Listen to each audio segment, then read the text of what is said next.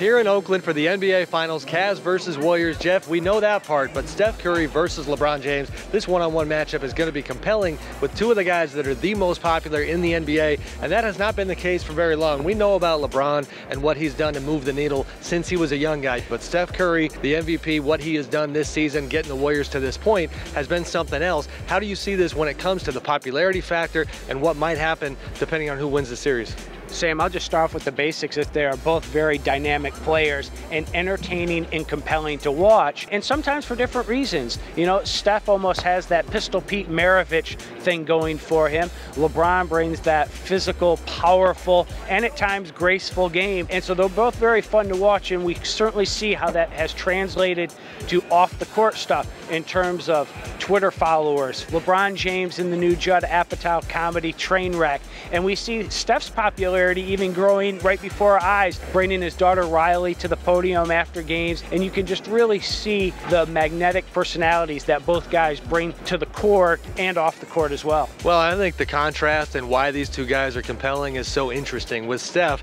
he's the everyman, 6'3". You almost feel like if you had worked harder in practice, done the things that he did, you could have gotten to that level. He's relatable, and then as a family guy, very, very likable. With LeBron, it's the opposite end of the spectrum, 6'9", 260 pounds, coming at you on the break, the type of stuff that nobody can relate to, but that's so entertaining to watch. And I think there's always that conversation about who's the alpha dog in the NBA. Even if the Warriors win the finals, I think LeBron widely is still going to be known as the best player in the league. But if Steph Curry can finish this thing off, you're talking about validating this season. MVP, going all the way through to the championship. It's clearly not going to be a fluke, but I still do think LeBron would have that throne. Well, last week, Sam, LeBron James made note of two things. One, he is certainly aware that Steph Curry was the leading vote getter for the All-Star game, and he also knows that he was the MVP, and LeBron likes to carry those two mantles. If Steph Curry is on the verge of nudging LeBron James out of the picture as the face of the NBA, LeBron James is going to resist that for as long as possible because he still thinks he has a lot of game left. Jeff, no matter what happens here, clearly Steph and LeBron are two of the most compelling guys, most popular guys in the NBA.